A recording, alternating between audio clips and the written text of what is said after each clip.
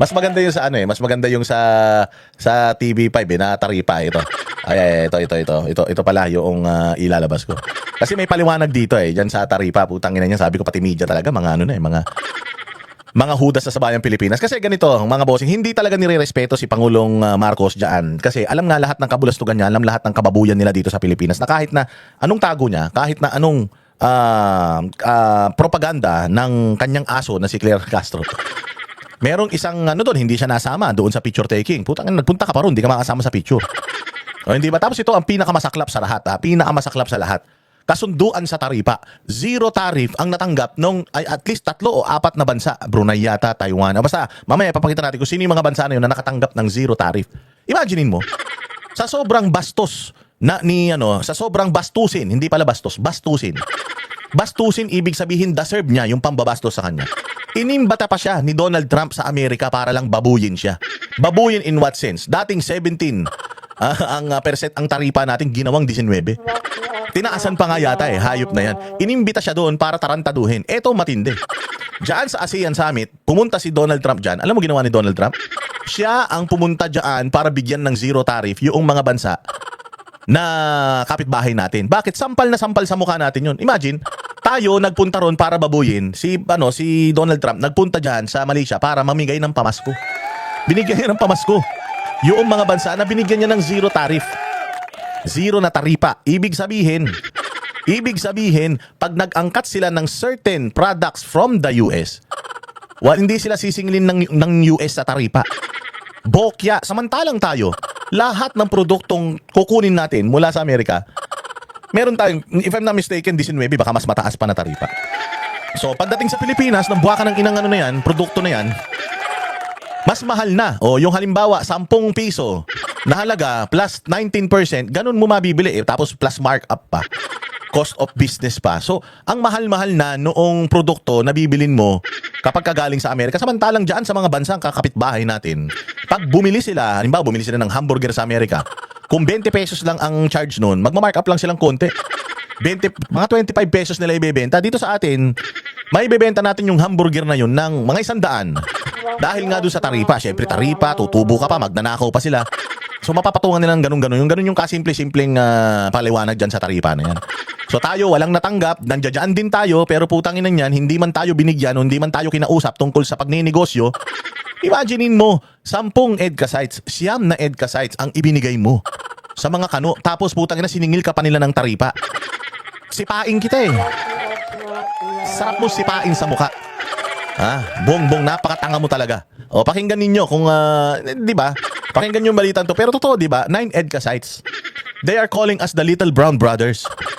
Tapos putangin na, mag-a-apply ka ng US visa. Hindi ka pa ma-approve. Nagbayad ka sa damukal, tapos denied ka. Tapos tatawagin tayong Little Brown Brothers. Sasabihin na pagtatanggol nila tayo sa China kapag nagkagulo. Pagtatanggol, wala pang gulo ginugulangan na tayo. Di ba? Wala pang gulo, wala pang gera, ginugulangan na tayo. Di lalo na pag nagkagera, puta magsisilayasan yan. I shall return yan. Pagbalik nila sa Pilipinas, durug na naman tayo. Buti sana kung lahat ng missile tatama sa bahay ni Bongbong. Walang problema sila lang maapektuhan. Hindi Lahat tayo apektado Nakukuha nyo? Ang dami nating pabor na ibinigay sa kanila. Para lang sa sa isang pangako. Ano yung pangako na yun? Pagtatanggol nila tayo sa China. Poke ng ina niyan. Hindi naman tayo inaano ng China. Iyan namang karagatan na yan na pinag-aaway-awayan. Hindi lang naman China at Pilipinas ang may claim dyan. Marami namang bansa. Mga bugok. Utangin nyo, unang-una sa lahat, dapat atin naman talaga yan. Atin naman talaga yan Kaya lang putangin nyo, di nyo nga sinisingil si Trillanes. Siya nga daw may kasalanan dyan Kaya nga daw nakapagtayo ng mga isla yung mga ulul na yan dyan dahil di umano kagagawa ni Trillanes. Tapos putangin nyo, itong si Tariela na to na mukhang puwet ng manok. Tangin na, pinaglisa sa mga ng loob. Yung ilong mas malaki pa kaysa sa utak niya. Inaaway lahat ng mga Duterte pagdating sa South China Sea. Na sinasabi nila na masyado daw pro-China ang mga Duterte, kaya hindi daw inaaway ang China at gusto makipag-ayos sa China. Samantalang putangin ng yan, si Trillanes naman may kagagawan, kaya nawala sa atin yung mga pag-aari natin dyan sa karagatan na yan. Ang mga Duterte, nakikita nila ang Chinese as business partner. Katulad din ng ibang mga bansa sa ASEAN, ang pinakabida sa Asia, alam nyo kung sino? Ang pinakabida sa Asia, ang China. At lahat ng mga bansa, gustong makipag-ayos sa China. Gustong makipagnegosyo sa China. Tayo lang ang may ayaw. Kala mo naman ang ang yaman-yaman natin dahil lang nakadikit tayo sa mga kano. Masyado kayong bilib na bilib sa mga kano. Wala pa tayong napakikinabangan sa kano. Pinipirahan lang tayo ng kano. Tapos gustong-gusto nyo ng kano. Pangako nila, pagtatanggol tayo sa China. Paano kung hindi naman tayo ginulo ng China? Edi sila nakinabang sa atin. Wala naman tayong pakinabang sa kanila. Baka kaya gusto na magkagera na itong mga dilawan tae at awayin na yung China para masingil na natin yung Amerika sa pangako nila. Paano kung mambubudol sila katulad ni Bongbong? Anong mangyayari sa Pilipinas? Paano kung hindi naman talaga tayo pagtatanggol ng mga yan? Anong mangyayari sa Pilipinas? Nga. Ayun, di kayo nag-iisip. Ito, pakinggan natin itong balitan to. Ng pagtanggal ng taripa ng Amerika sa ilang ASEAN countries. Live mula sa TV5 Media Center, nangunguna sa balita si One News Economy Editor Regina Lake. Reg, una sa lahat, ano bang taripa at ang epekto nito sa mga ordinaryong Pilipino? Well, Jiggy, alam na naman natin ang taripa ay ang duty or a tax that you pay on any goods that are imported. Ang taripa is duties and taxes that you pay when you import. When you import, ibig sabihin, kukuha ka, gaano kalaki yung buwis na babayaran mo. So kung gaano kalaki yung buwis na babayaran mo, ganun din kamahal yung produkto na aangkatin mo mula sa bansa na yun. Kung halimbawa, ikaw, bibili ka ng paninda mo at yung paninda mo manggagaling doon sa best friend mo. Sa tingin mo dapat yung best friend mo bigyan kanya ng mas mataas na presyo. Di ba hindi? Syempre ako pala kaibigan din ako, marami akong kaibigan eh. Minsan ang benta ko sa ice buko 15. Pero ang puhunan ko 7 lang. Ibibigay ko yun sa kaibigan ko ng 7 lang din. Bakit? Basta importante hindi ako nalugi. Ganun pag magkaibigan. Putangin na dito, hindi. Kaibigan mong naturingan, binigyan mo ng mga base militar sa Pilipinas. Tragis yan. Kinawawa ka ng ilang taon nung sinakop ka nila. Tapos po yan, nung bumili ka sa kanya ng produkto, sandamukal na patong, pati ikaw pinagkakitaan. Nakita nyo yung pakiramdam, di ba? Kung ikaw, inaanak mo sa binyag, humingi sa'yo ng chichirya. May tindahan ka, inaanak mo, Ninong, pabili po ng chichirya. Siyempre sasabihin mo, hindi na inaanak ko, ito na, kunin mo na yung pera mo, itabi mo na yan, ito na, para magmerienda ka. Di ba ganon? Pero dito, hindi. Inaanak, sabi mo, pabili naman Ninong ng chichirya. Ito, chichirya na to, 20 lang to pero para sa'yo, 40 na lang. Ay na pinagkakitaan mo pa. Kaibigan mo, inaanak mo, pinagkakitaan mo pa. Ganun ang ginawa kay Bongbong ng Amerika. Tapos tuwan-tuwa siya. Okay. So, ang epekto nito is pag pumili ka ng produkto or serbisyo na imported, of course, if mas mataas yung taripa, mas mataas yung babayaran mo. At masasabi ba nating tila inisnab US President Donald Trump ang Pangulo dito sa ASEAN Summit? Ito, kita mo ha. Yung tanong, inisnab ba si Pangulong Duterte sa ASEAN Summit? Ang sagot dyan, yes or no. Pero puta itong media, hindi nila sasagutin yan ng yes or no. Kailangan yung sagot nila, kasi nandiyan sila sa Malaysia. Kailangan yung sagot nila, siguro baka hindi sila isakay sa aeroplano pa uwi ni Bongbong pag mali-mali sagot nila. So kailangan yung sagot nila, hindi magmukhang tanga si Bongbong. Kasi maganda yung tanong eh. So binaliwala ba si Bongbong dyan at ang Pilipinas dyan sa ASEAN Summit? Ang sagot doon, oo, binaliwala talaga tayo. Bakit? Putang ina, imaginein mo, pinapunta tayo sa Amerika para patawan tayo ng napakalaking taripa. Ang taripa noon, 17. 17% lang ang taripa. Ngayon, nung tinaasan niya ng Amerika, ginawa niyang 20. Ginawa niyang 20 ngayon, ang ginawa ni Bongbong, nag-inarte, baka naman pwede tayo mag-usap, please. Kasi matagal niya ng pangarap makausap si Donald Trump kasi feeling niya siya si Duterte. Nasabik na sabik si Donald Trump sa kanya, hindi niya alam, burat sa kanya si Donald Trump. Sige, punta ka rito sa Amerika, usap tayo. Punta naman sa Amerika si tanga, hindi sinama yung asawa kasi baka pag sinama yung asawa, ikulong na ron eh. So ngayon, pagdating niya doon, sabi ni Donald Trump, dahil magaling ka makipag-negotiate, dahil magaling kang leader, bigyan kita ng -1. Utang na parang kanta, no? -1. 20, gawin nating 19. Putang ina, tuwan-tuwa si tanga. Sabi niya, thank you very much, at least nabawasan. Gago, 17 lang yan nun eh. 17, ginalawang 20, di plus 3. Binawasan ng isa, di plus 2 pa din, tanga. Lugi pa rin tayo, inutil ka talaga. Ganyang kabobo, si Bobo Marcos. That's a good question, Jiggy, no? Hindi nasagot. That's a good question. Ang tanong, binaliwala ba tayo dyan? Tinanong yung sagot. And kung sa unang tingin, mukha ngang ganon because... Sa unang tingin mo ang ganun, gaga. Ganun talaga. Putangin na yan. Ano sa unang tingin, mukha ngang ganun? Inutil. Ganun talaga. Walang respeto sa atin si Pangulong Donald Trump. Walang respeto kasi alam niya, puta, hindi naman dapat talaga nire-respeto itong si Bongbong Marcos. Yung mga bumoto nga sa kanya sa Pilipinas, di na siya nire-respeto. Majority nga ng mga Pilipino, hindi siya nire-respeto. Tingin mo, nire-respeto siya ni Donald Trump?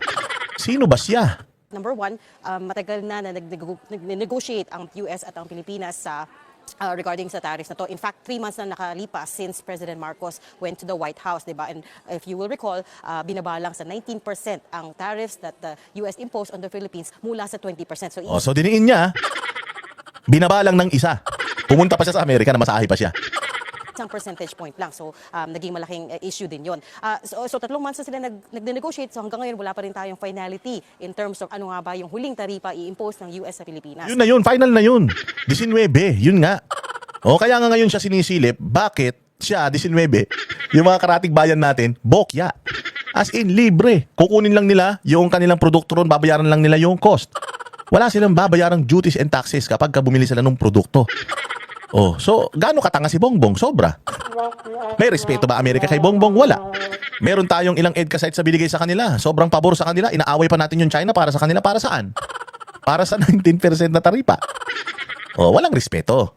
And pangalawang issue is ito nga, pagtitingnan mo, itong Thailand, Malaysia, and Cambodia. Thailand, Malaysia, Cambodia. Anong produkto meron sa Thailand? Kung anong meron sa Pilipinas, meron sa Thailand. Anong produkto meron sa Malaysia? Kung ano meron sa Pilipinas, meron sa Malaysia. Anong meron sa Cambodia? Kung anong meron ng Cambodia, meron din ng Malaysia. Bakit ang Amerika nagbigay ng zero tariff sa kanila? Bakit? Oh, kasi kailangan, ang ibig sabihin nun, gusto ng Amerika na makipagnegosyo dito sa 3 bansa na ito. Siyempre, pag binigyan kita ng zero tariff, bibigyan mo rin ako ng kapalit. Anong kapalit? O, mga saging siguro, saging. Mga siguro, mga pastil o yung chicken pastil. O ano pa produkto nila, sili, ganyan. Eh, meron din naman tayong ganung produkto Kaibigan pa kita. O, bakit hindi mo ako binigyan ng ganyang deal? O, kasi dito, ang sasabihin nitong reporter, may kapalit naman yung tanga, natural may kapalit yun. May kapalit talaga yun. Kaya nga nag-bargain ang Amerika na, hindi sige, hindi ko kayo bibigyan ng taripa, pero may pero talaga yun. Di tayo lang naman ang nagbigay ng halos, ibigay na natin yung buong kaluluwa ng Pilipinas sa Amerika, tapos pinagkakakitaan pa rin nila tayo. Ganyang katanga si Bongbong. Nakakuha ng preferential zero tariff rate sa US galing na nakaraan ASEAN Summit just this week. But I spoke to a few analysts at economists and sabi nila, ito yung klaseng trade deal that comes with strings attached. Yes, of course. Alam nga naman may mamigay ako sa'yo ng zero tariff ng wala akong pakinabang. Negosyanteng Amerika, kapitalista yan. Naturalmente, pagka yan nagbigay ng pabor, you scratch my back, I scratch your back. Normal yun. Kaya nga, doon mo ngayon ilalagay si Bongbong Marcos sa nagbigay si Donald Trump ng zero tariff sa mga bansa na to with strings attached. Eh putang ina tayo, may strings attached na nga. Hindi pa tayo binigyan ng zero na taripa. Hindi pa pinansin si Bongbong dyan sa ASEAN. Anak ng tinapay. Nakita niyo yung diferensya, di ba? Yung strings attached that we're talking about. In exchange for 0% tariff sa certain products, and by the way, itong 0%, hindi to across the board. Hindi across the board. For certain products that you need. Products that definitely Thailand needs with strings attached. Ano yung strings attached? O iilang produkto lang ng mga bansang ito ang mabibigyan ng 0% tariff. In exchange for these, kailangan nilang buksan ang buong market nila to US products. Buksan yung buong market nila to US products. Either US can get anything that they need. Bigas, asukal, siling, labuyo, lahat. Basta buksan nyo. Lahat ng kailangan ko sa inyo, dapat ibigay nyo sa akin. At a cost, syempre di man libre yan. Di ba nakatulong pa? Kasi yung produkto ng mga bansa na nabanggit, makakarating ng Amerika. At kung hindi naman sila nagbigay ng zero tariff, let's say for example sa bigas, hindi sila nagbigay ng zero tariff sa Amerika, kumita pa sila sa duties and taxes, tama? Dito sa Pilipinas, walang jo. Ibig sabihin, wala silang gustong produkto ng Pilipinas. Bakit? Wala doon sila makuha ang produkto rito, puros nakawan particularly US agriculture and industrial products. So alam naman natin, US is a powerhouse pagdating sa agriculture. They produce anything from vegetables to corn to wheat, lahat yon, di ba? So ang in exchange for that, itong mga bansang ito sa ASEAN, kailangan buksan to a wider extent itong markets nila sa US. And then pangalawa, meron din, as far as we know, hindi ko pa nakikita yung detalye for Thailand and for Cambodia, pero yung sa Malaysia, as far as we can see, mukhang meron din commitment na bumili ang Malaysia ng billions of dollars worth of products from the US. So, mayroong ganung deal. Bumili kayo ng billions of products nito. Ganun kagaling si Donald Trump Yung mga produkto niyang hindi bumibenta sa Amerika. Ibibenta niya sa mga bansa dito sa mga third world countries sa Asia. Ito, yung ampalayang puro buto. Ito, ampalayang puro buto. Bilhin nyo na to Oh, kasi hindi bumibenta yun sa kanila kaya itatapon nila yan sa mga bansa na yan. At deal yun na bumili kayo. Tinan mo, inalok nyo ba si Bongbong Marcos ng kailangan mong bumili ng billions of dollars worth ng mantika, ganon, sa akin. Basta may deal tayo, basta bibili ka sa akin. Oh, inalok nyo ba si Bongbong na ganon? Alam mo ba't niya hindi inalok si Bongbong? Kasi wala na daw tayong pambili. Okay nang ina niya, ninakaw na nila lahat eh. Ninakaw na nila lahat yung pera. Wala na tayong pambili, hayop na yan. Kaya hindi na tayo inalok. Imagine, inaalok ni Donald Trump yung isang bansa ng multibillion na purchase. O alam niya na itong mga bansa na to, mayayaman. O ba't hindi niya inalok Pilipinas? Alam niya eh, na dito sa Pilipinas, ang mayaman, yung politiko lang. Oh, kaya wala naman akong mahihita sa Pilipinas na puro magnanakaw yung mga nakaupo dyan sa gobyerno. O, ano na lang. O, wag na. Ito na lang kausapin ko tong tatlong. Kita mo kung gaano kahiya-hiya si Bongbong. Yun yung strings attached that we're talking about. And yun din actually yung point ni Presidential Advisor on Economic Affairs, Frederick Go, na-mention nga ni Mase kanina. Yun din yung point nila, which is why hindi naman sa inisnab tayo, pero hindi na sila nag-participate. Kasi O, tinan mo kalokohan nila. Hindi daw sila nag-participate doon sa deal, sa ano na yon, sa usapan na yon. Bakit? Kasi kawawa naman daw yung mga magsasaka natin. Kung halimbawa, si Amerika, tawag dyan, pilitin tayo, hindi naman pilitin. Pero bibigyan niya tayo ng mas madababang taripa sa kapalit na bibili tayo ng multibillion halaga ng produkto na dadalhin natin dito sa Pilipinas. Tanga ka pala eh. Halimbawa, ang produkto natin dito, bigas. O bakit ka kukuha ng bigas sa Amerika? Hindi ba? Siyempre, kukuha ka ng mga bagay sa Amerika, yun yung i-deal mo. Marami kaming bigas eh. Anong gusto niyo pang makuha? Mga korap na opisyal? Hindi na, marami na rin kaming korap na opisyal, di na namin bibilin yan. Anong ano nyo? Sampagita. Oo, tama, konti lang sampagita namin sa Pilipinas. Yan ang bibili namin sa inyo, sampagita. Hindi ba? Bakit sasabihin mo na hindi na tayo nakipag-usap doon? Kasi kawawa mga magsasaka natin, tanga. Yan na nga yung pagkakataon mo, kaya ka nga nagpunta dyan sa ASEAN para makipag-usap sa mga world leaders at ialok mo yung bansa mo, ialok mo lahat ng produkto ng bansa mo para magkaroon kayo ng magandang relasyon. Anong produkto mo? Marijuana? Cocaine? Wag naman yun. Pangit eh. Anong produkto mo? Yan, yung chicharong bulaklak. Ganun ba? Sige. Hindi ba, iaalok mo yun, kaya ka nagpunta dyan, makikipag-business kayo sa mga world leaders, tapos, hindi na kami nakisali. Kasi, wala naman tayong pambili ng bilyong-bilyong halaga ng mga bagay-bagay sa Amerika dahil ninakaw na lahat eh. Okay nang ina nyo? Mga gago talaga kayo may minuto. Kaya kayo pumunta dyan para makipagkwentuhan dito sa mga lecheng to.